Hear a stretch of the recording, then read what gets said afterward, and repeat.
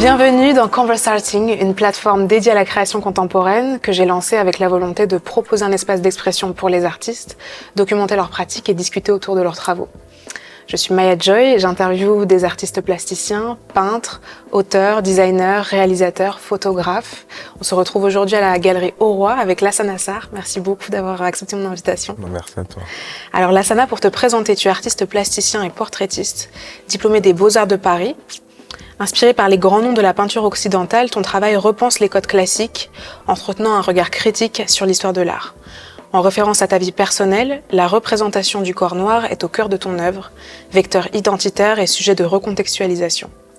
Maîtrisant l'art du procédé pictural de l'inachevé, tes réflexions, tes introspections et tes hommages recensés sur tes toiles conjuguent mémoire collective et enjeux sociopolitiques contemporains. Dans tes travaux, il y a la question familiale qui revient beaucoup. À vrai dire, pour la représentation de la famille dans mon travail, ça provient quand même d'un rapport à la distance. Et en fait, j'ai été étudiant aux Beaux-Arts de Nice. Donc ce travail a commencé il y a quelques années et donc c'était un moyen de recontextualiser la distance. Donc le fait de partir de son cocon un peu familial. La question de la distance en banlieue, c'était quelque chose qui me troublait un peu. Et donc ça a été important pour moi de pouvoir représenter les personnes qui m'entourent. Comment tu t'es lancé dans la pratique artistique à l'origine? C'était quoi tes débuts? Depuis le plus jeune âge, la ville dans laquelle j'ai grandi, qui est Vitry-sur-Seine, qui est une ville de banlieue sud. Et donc cette ville est assez particulière. Il y a plein d'œuvres d'art partout dans la rue. Et donc moi, mon premier rapport à l'art, ça a été dans la rue. En voyant tous ces 1% artistiques, toutes ces sculptures. Et j'ai grandi pas très loin d'un musée qui s'appelle le Macval. Et donc c'était un peu mon aire de jeu avec mes amis. Et je me suis retrouvé très vite dans ce musée, à l'intérieur de ce musée, à me balader, à me cacher, à jouer. Et donc c'était... je pense que ça a été un tournant hyper important. On était un peu au parc et un peu chez nous et on dessinait. Donc j'ai toujours dessiné, toujours représenté, toujours dessiné. Et comment t'es passé du dessin à l'idée d'apprendre davantage, d'aller à l'école d'art? T'as été aux Beaux-Arts de Nice, mais aussi aux Beaux-Arts de Paris. Est-ce que tu peux me parler de ces années à l'école? Je suis rentré aux Beaux-Arts parce que je me baladais en fait dans Paris. Donc c'était mon premier rapport à la ville de Paris en fait. Donc la question de la traversée entre la banlieue et Paris. Et donc j'ai arrêté les études assez jeune, basiquement. Et pour moi c'était quand même impossible de rentrer dans des écoles d'art parce qu'il y a toute cette construction d'idées qui ont été mises en place. Et en fait, c'est en m'incrustant un peu aux Beaux-Arts que je me suis fait remarquer et du coup, j'ai vite compris que c'était possible de rentrer aux Beaux-Arts. Et pour moi, c'était important à ce moment-là j'arrivais pas à comprendre comment autant de jeunes étudiants et de jeunes personnes pouvaient apprendre plein de choses en école. Et pour moi, c'était un peu une manière hyper importante de reprendre des études. Et donc même dans l'idée d'apprendre des choses, des techniques différentes et de pouvoir progresser dans ce milieu, quoi. Même s'il y avait des questions de barrières qui étaient vraiment concrètes et réelles, quoi. Quand je parle de la traversée, je parle vraiment de ce rapport entre Vitry-sur-Seine, Paris et cette grande école des Beaux-Arts de Paris, avec son architecture un peu colossale, quoi. Et donc c'est un peu des rapports de curiosité en fait qui m'ont toujours emmené où je voulais être. Quand on regarde ton travail aujourd'hui, tu as une peinture qui est vraiment qui est mature. C'est-à-dire, à mon sens, je trouve qu'il y a vraiment un aspect très linéaire dans le sujet. On passe d'une idée à une autre avec vraiment comme un conteur d'histoire. Tu nous emmènes dans ton univers fait de portraits. Il y a une dimension émotionnelle qui est très très forte et qui appelle à l'empathie. Et là où je dis que c'est mature, c'est que tu maîtrises, je trouve, vraiment très bien des procédés qui sont pas du tout simples à exposer, c'est-à-dire un faux côté monochrome d'une maîtrise de la couleur, en même temps un côté technique d'arriver à maîtriser l'inachevé, ce qui est pas évident non plus en soi. Est-ce que tu peux décrire ton esthétique, ton style actuel, ton évolution, ton arrivée aux Beaux-Arts et comment on en arrive aujourd'hui à avoir vraiment une homogénéité dans la pratique? Tout à l'heure, je te parlais de la curiosité. Et en fait, je crois que ma peinture et mon travail font essence avec ma vie personnelle, en fait, avec tout ce que je peux vivre. J'ai commencé par peindre dans la rue, littéralement. Et donc, c'était un peu une manière manifeste de montrer que je voulais entracer la ville, créer des formes dans la ville. Et donc, la question du monochrome et de la disparition, moi j'appelle ça un peu la disparition des spectres, pour moi sont des process importants parce que j'ai envie que le regardeur ait une forme de curiosité. Et ça se transmet aussi par ce que je peux vivre, par les actes limite racistes que j'ai pu vivre dans ma vie de tous les jours. Inviter le regardeur à se questionner dans mon travail. Créer une espèce de rapport de tension entre la peinture qui peut littéralement s'effacer ou la question de la présence dans mon travail. Et l'évolution de mon travail se fait par des rencontres qui sont hyper importantes. Et donc je crois que la rencontre avec mon travail n'est pas censée être homogène d'une certaine manière. C'est un peu le rapport au conte en fait. J'aime pas mettre ces mots-là, mais j'ai pas vraiment de patte artistique. Il y a des gestes qui reviennent, des gestes de révolte ou des gestes qui s'apparenteraient à la gravure, limite, dans mon travail. Comment tu décrirais ton processus créatif ? C'est-à-dire l'élaboration d'une série, par exemple, du moment où tu conceptualises le sujet au moment où la toile est terminée, la dernière. C'est vraiment un travail de recherche, entre guillemets, de recherche humaine. Tous mes sujets sont des sujets existants, qui ont une vie, qui ont eu des souffrances, qui ont eu des pensées. Et donc, c'est lors de mes échanges que j'établis une espèce de forme plastique, tout en essayant d'avoir un rapport limite psychologique dans les sujets que je vais traiter. Je pourrais pas peindre si je rencontrais pas de personnes humaines. Le contrario du vide. Donc mon travail, mes œuvres sont quand même des espaces un peu neutres quand même, par des gestes vraiment de fond et de fond vide, limite qui sont pas vraiment des fonds vides en fait, qui sont pas vraiment un simulacre. C'est marrant que tu dises que tu définis tes toiles comme des espaces vides, parce qu'au contraire, subjectivement, moi j'ai l'impression qu'ils sont chargés. Oui. Qui sont chargés par le sujet. Par le sujet. Par le sujet qui est humainement qui est un être très complexe en fait. Et donc je désymbolise en fait littéralement la toile. Je tends à désymboliser la toile. Je t'ai déjà entendu dire que tu peins des humains. Ouais. Et je trouve que tu retranscris vraiment bien la vie dans la peinture. Comment tu arrives à maîtriser l'aspect émotionnel dans ton travail, surtout sachant que tu as des sujets qui sont des proches, qui sont des personnes qui te touchent, des membres de ta famille, et toi-même tu retranscris aussi des histoires personnelles de l'enfance. Ce rapport aux émotions, à quel moment dans la peinture de la toile tu l'introduis ? Ce qui m'aide aussi en fait, c'est vachement la toile et le pinceau et toute la gestuelle qu'on peut avoir sur mon travail. Pouvoir onduler sur une toile et avoir un peu des gestes apparents à la danse. Je pense que c'est aussi ce moment-là qui crée la justesse dans mon travail. Même si j'aime pas dire que mon travail est juste, mais... T'arrives à être au plus proche de ton intention. Oui.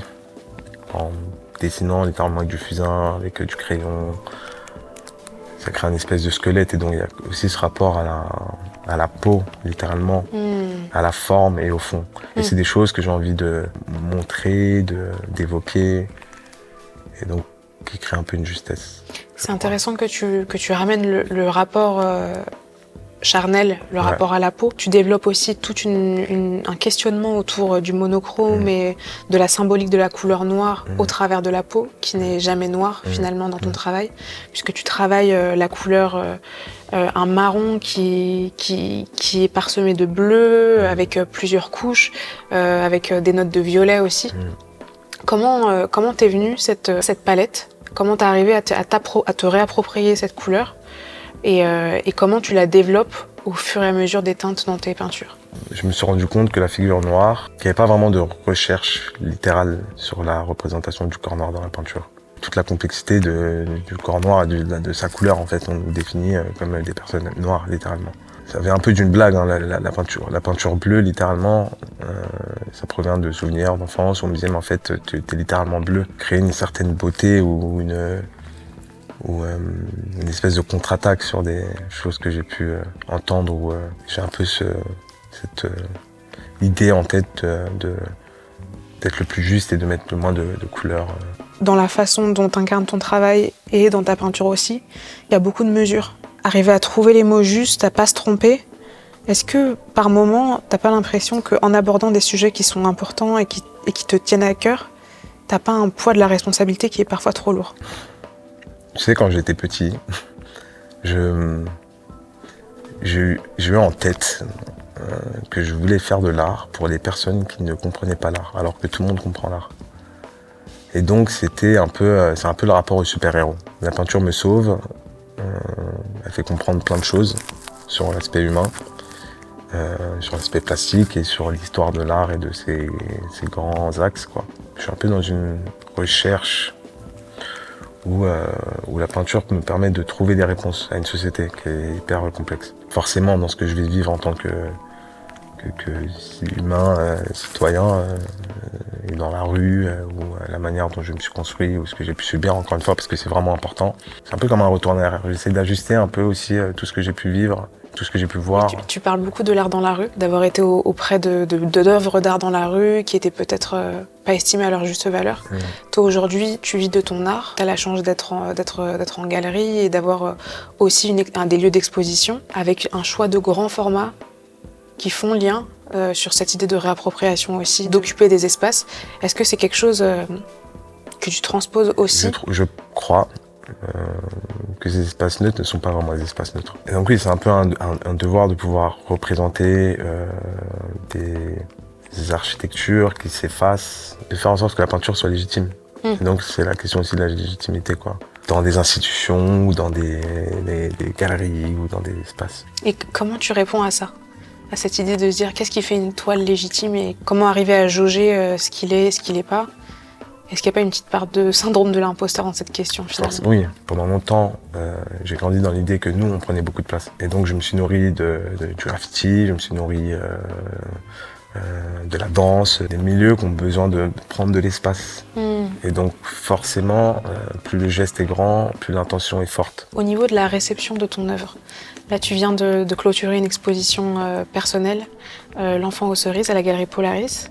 Est-ce que tu peux me la présenter et dans un second temps, m'évoquer le rapport aussi au retour, à la critique éventuellement? Ma première exposition personnelle, une exposition d'hommages, de figures qui m'entourent et une exposition de rencontres aussi.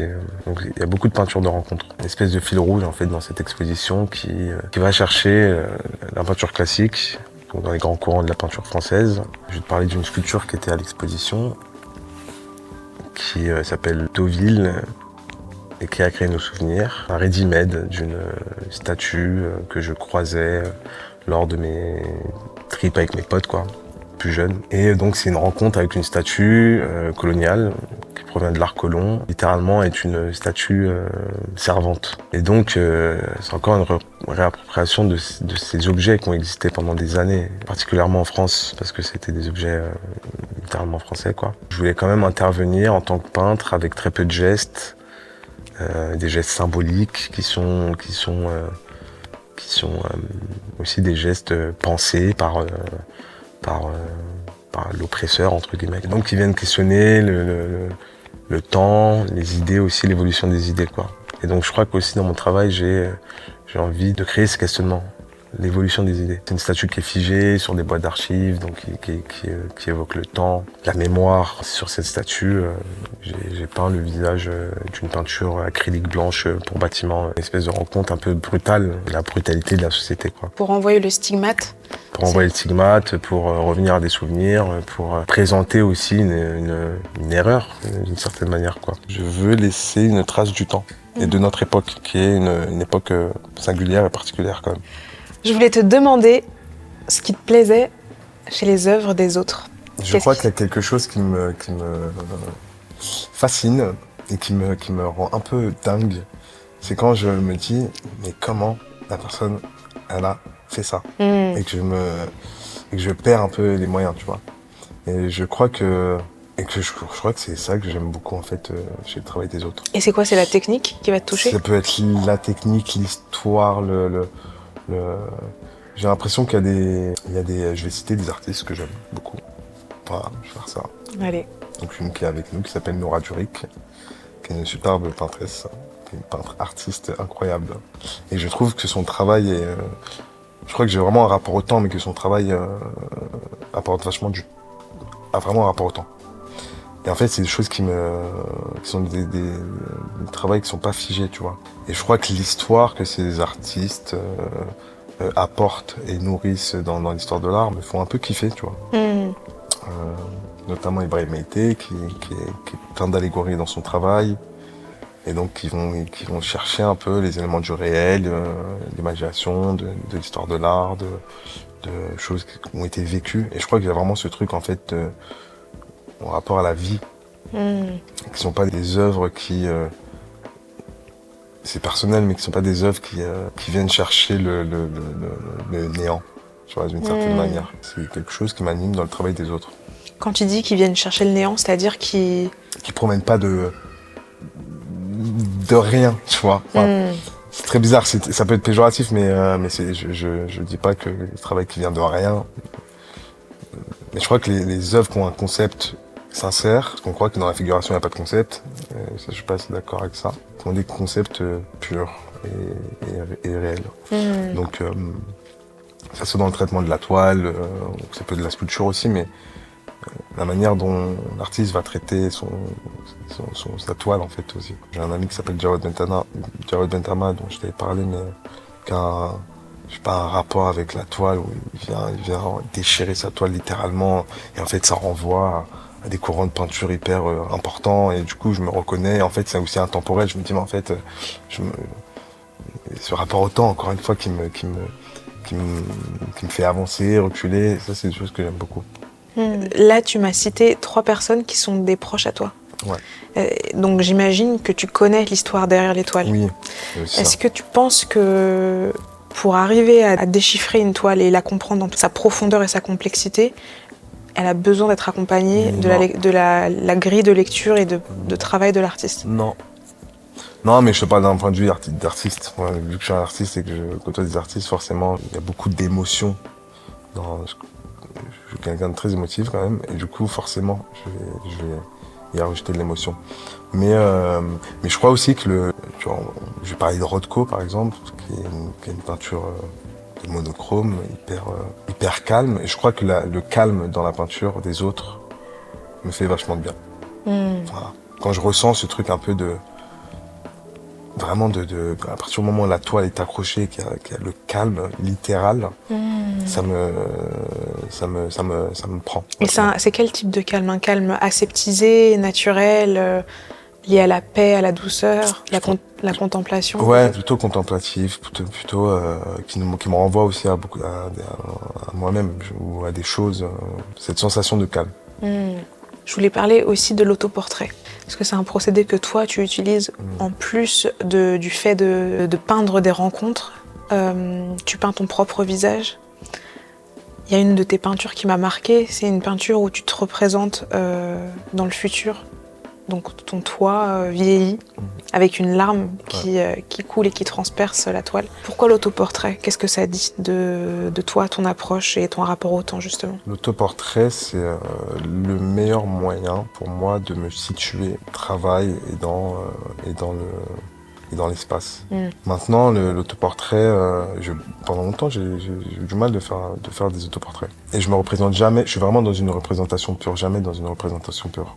La plupart de mes autoportraits, c'est un moi qui n'existe pas encore. C'est un mélange de moi et de mon frère jumeau, c'est un mélange de moi et d'autres. Vraiment un autoportrait pour les autres, un peu d'une certaine manière, tu vois. Pour les autres et... Limite, c'est même pas une représentation portrait. Ouais, c'est plutôt une représentation... Symbolique. Symbolique, dans sa globalité. et qui remettent en question à chaque fois la question de l'autoportrait dans la peinture, comment l'artiste se représente dans son atelier, comment l'artiste est, comment il se sent, comment... je veux pas glorifier mon visage en fait, littéralement, quoi. Quand on est artiste au XXIe siècle, à l'ère des réseaux sociaux et qu'on a une carrière grandissante, on est un petit peu obligé de porter sa voix, de montrer son visage, d'incarner son art. Comment tu te positionnes toi par rapport à tes enjeux de responsabilité dans une démarche institutionnelle, médiatique? Tu me poses une colle. Je crois que la peinture fait très bien prend de son sens et que je laisse la peinture prendre de son sens. Parce que souvent, quand je te parle de souvenirs d'enfance, mais plus jeune, j'avais du mal à m'exprimer par rapport à ce que je ressentais. Et je crois que la peinture m'aide vachement à m'exprimer. C'est simple comme bonjour, hein, comme explication, mais faire confiance à sa peinture, à sa palette, à la toile, au châssis en bois, au châssis en aluminium. Et voilà. Et s'exprimer au travers de la toile. Ouais. C'est pour ça la notion du conte, en fait. De conter des choses, de raconter des choses. La peinture m'aide vachement pour ça. Je me suis toujours dit que la question de la trace, elle était hyper importante. Que ce soit la trace du souvenir, de la trace de nos parents, de la trace des œuvres qu'on aurait pu voir plus jeunes. Et donc mon envie première, c'était vraiment de graver quelque chose, de faire une trace en fait dans l'histoire de l'art. Ton souvenir quand tu étais aux Beaux-Arts de Nice, ouais. Tu m'as dit que tu avais représenté ta famille, ouais. Que tu avais besoin de te sentir dans un environnement qui était familier, littéralement, ouais. Que tu connaissais, de retrouver des visages qui te rassurent. Aujourd'hui, tes peintures, quel rapport t'entretiens avec elles? C'est un peu des infiltrés d'un monde intérieur, donc dans mon atelier, et dans un monde extérieur. Donc c'est vrai que j'avais un peu vocation que mes toiles soient des infiltrés dans ce monde hyper violent, quoi. L'idée d'observation et que mes peintures observaient un monde extérieur qui pouvait être hyper violent avec moi. L'idée de mêler la trace avec un côté de personnifier ces tableaux, ouais. De dire c'est ma propre trace, mais qui ont une identité propre, et je les mets ici et là en espérant qu'ils portent leurs yeux pour moi. Le rapport au regard qui invite à se regarder, à porter comme un effet miroir, à nous renvoyer le regard sur nous. Ouais. Et par extension, pour des personnes qui ne sont pas forcément concernées par les propos que tu portes, de renvoyer un regard vers eux-mêmes. Là, tu as amené une série de 4 toiles, des figurations sur des fonds monochromes marron, teintés de bleu. Elles illustrent bien en fait ce dont on est en train de parler, de ce regard qui transperce et qui dit tellement de choses. C'est une série qui s'appelle Les Rencontres. Et donc c'est pour la plupart des personnes qui sont présentées ici, c'est des personnes que je connais pas. Que j'ai rencontrées littéralement. Une des toiles, c'est une rencontre à New York. En allant au musée, je me suis rendu compte qu'il y avait plein de gens qui me ressemblaient et donc on regardait pas ces personnes-là. Qui, pendant des années, travaillent dans des institutions, dans des musées, ils voient de l'art tous les jours, ils vivent de l'art littéralement et c'est un point important pour moi. Donc j'ai discuté avec des gardes de musées, quoi. Ces petits close-up qui sont hyper intenses en fait, et donc qui sont pour la plupart des personnes représentées des figures noires. Mais en fait c'est plus complexe que ça parce que finalement il n'y a pas que des figures noires en fait. Je savais pas que c'était pas seulement des figures noires. Ouais, pour celle-ci non. Pourquoi? Qu'est-ce que tu as voulu dire dans ce parti pris-là? Parce que c'était aussi créer une espèce de complexité aussi complexe que le rapport à la peau noire en fait. Et donc là, c'est même plus vraiment sur un truc d'effacement de la couleur et de l'humain que je vais représenter, quoi. Ah, c'est-à-dire il est tellement invisible qu'on perçoit même plus sa couleur, qu'il y a une unité entre la toile et le visage. Ouais. C'est la suppression, pour pas dire amalgame, de la couleur noire en fait. Et donc rendre encore plus complexe cette fausse vision. C'est pour ça le rapport à l'infiltré, le rapport à... C'est un peu stratégie plastique un peu que je mets en place, quoi. Mon travail évolue et à terme, je pense même que la disparition totale de la peinture, c'est possible que ma peinture soit totalement vide, tu vois, littéralement, tu vois. Parce que vide dans le sens où les gestes disparaissent, enfin, vraiment, quoi. Dans sa symbolique. Mais c'est comme le non fini finito dans la peinture, dans le courant italien quand même. Pour moi, c'est ce rapport au temps. Donc l'objet, la toile, elle bouge forcément par son châssis, qui est un châssis en bois, qui bouge, par sa toile qui se détend littéralement, qui finit par bouger. Et en fait, c'est un peu un truc organique que je ramène dans mon travail. Et c'est des aspects qui sont factuels, pour moi, réels, et qui font littéralement partie de la peinture dans son existence. Et ça, c'est des choses aussi qui me passionnent, qui font que mon travail avance, et c'est aussi comme ça que je me questionne dans la peinture. Donc au-delà des sujets qui sont pour moi une évidence et un rapport de vie, de force, qui nourrissent mon travail et qui sont le squelette littéralement de mon travail. Et après, il y a tous les aspects plastiques et symboliques de la toile, de la peinture, de la couche, de la sous-couche, de la disparition, de ce que la peinture peut révéler, quoi. C'est intéressant que tu parles de disparition, parce que tu t'as aussi dit que peut-être un jour tes toiles deviendront complètement vides. Aujourd'hui, tu as fait le choix de la figuration. Ouais. Et en même temps, c'est parsemé, précisément par ce procédé de l'inachevé, par des moments d'abstraction. Comment tu perçois cet équilibre entre les deux? Ouais, je crois que la figuration... Pour moi, l'abstraction, c'est le début de la figuration. Et pour moi, l'abstraction est une figuration. J'en parlais avec un pote hier. Et je lui parlais d'un artiste qui s'appelle Hans Hartung, qui est un peintre allemand. Dans un interview, il parle d'un souvenir d'enfance, il sort dans son jardin, et là, il y a une espèce de tonnerre qui apparaît. Et en fait, lui, il s'est mis en tête qu'il voulait absolument représenter le tonnerre. Donc ça part quand même de quelque chose de réel. Et donc lui, sa peinture, elle se fait sur des apparitions littérales de lumière. En fait, c'est une justesse totale. Sans abstraction, il n'y a pas de figuration, et sans figuration, il n'y a pas d'abstraction. Et la question du sujet humain, donc des humains dans mon travail, comme je peins des humains, rendent le sujet aussi complexe que l'abstraction. Je sais pas si tu vois ce que je veux dire.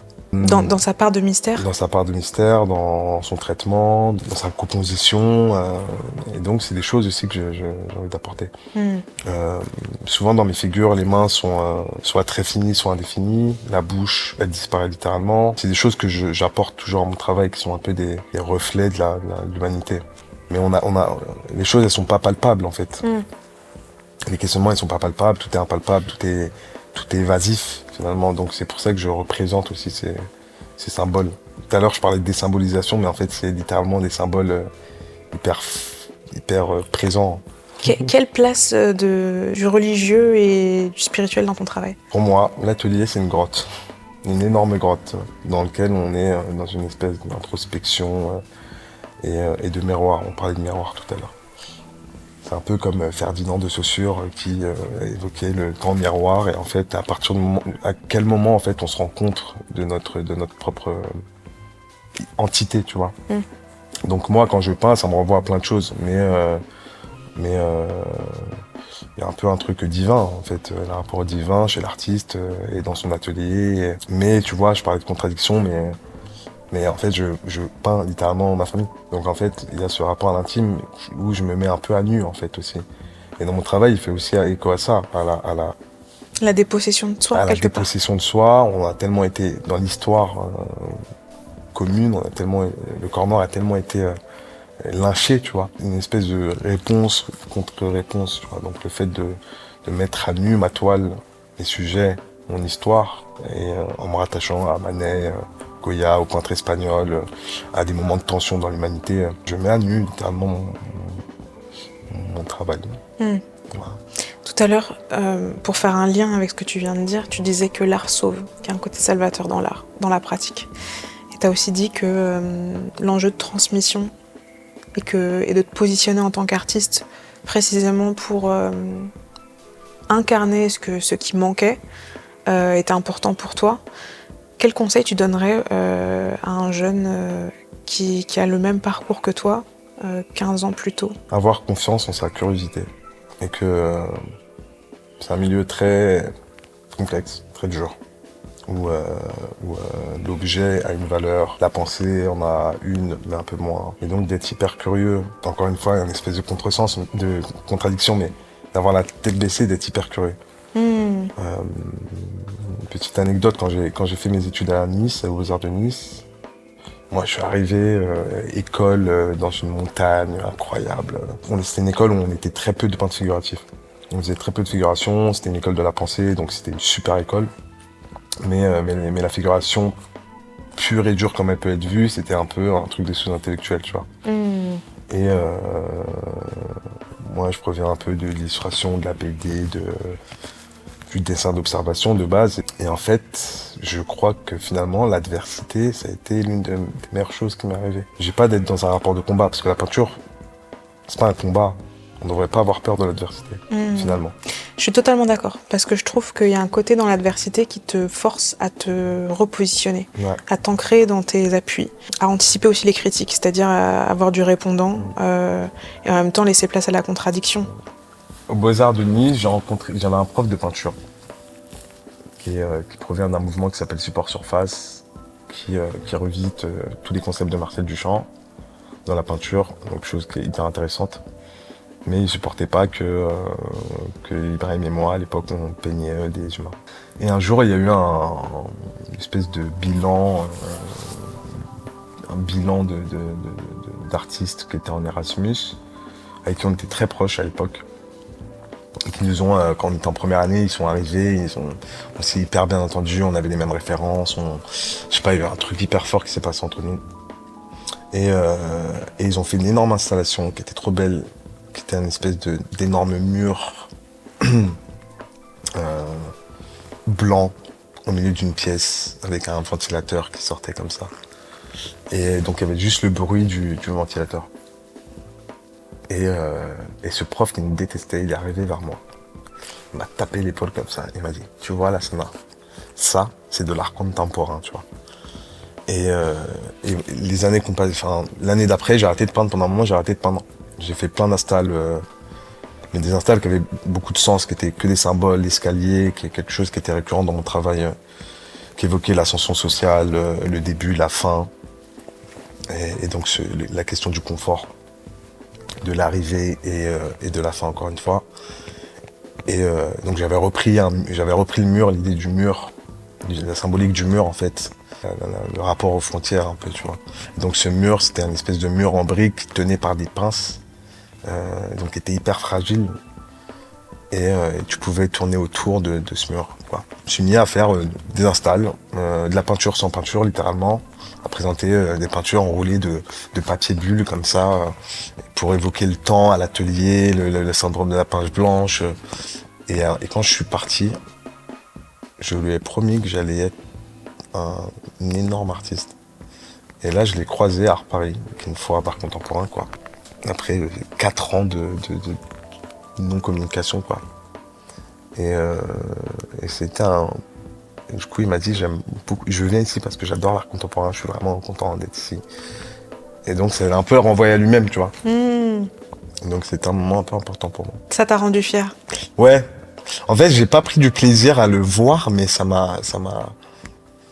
Je me suis dit comme quoi, vraiment, l'adversité, la peinture, enfin, on est animé par les mêmes choses. Ce mec-là, c'est un artiste. Il est dans son truc, il a grandi à Nice, il a peint. Mais il a quand même vu des divisions dans un milieu qui est comme c'est très bizarre. Mais cette curiosité, toi, qu'est-ce que tu penses t'a donné la motivation nécessaire pour continuer face à cette adversité, justement? Les rencontres, la question du partage. Et en fait, de se partager des choses, de discuter de choses, de parler de ses craintes aussi, d'observer et de parler de ce qu'on aime aussi, qui est quand même l'art, qui est la peinture. Et avant tout, avant que ça soit toute une espèce de combat, de choses hyper sérieuses, il y a aussi la question des choses qui nous animent. Et moi, les peintres, les peintresses, les artistes, les danseurs, ils m'ont toujours passionné, quoi. Et donc, Je parlais du rapport danse, j'ai fait de la danse pendant des années et des années et des années. C'était pas des œuvres qui étaient montrées, mais c'était littéralement mon corps, mes gestes. Et j'avais besoin de pousser un maximum la danse contemporaine, le hip-hop, le break pour affiner ma peinture. Et en fait, c'est vraiment la curiosité qui apporte des choses. Et à l'école, on va nous dire, en fait, t'es trop dans tes pensées, arrête de dessiner, tu vas dans un musée, on te regarde un peu bizarrement. En tout cas, je m'adresse aux personnes qui n'ont pas eu de la chance. C'est de vraiment faire confiance à son instinct, de partager un maximum avec les personnes qu'on aime et d'être hyper curieux. Moi, je crois que c'est la curiosité qui m'a un peu sauvé. Les artistes ne sont pas magiciens, ils ne sont pas chamans, ils ne sont pas prophètes, ils ne sont pas voyants. Nous créons des choses et nous utilisons des moyens reconnaissables pour transfigurer l'ordinaire. Un espoir est une prière.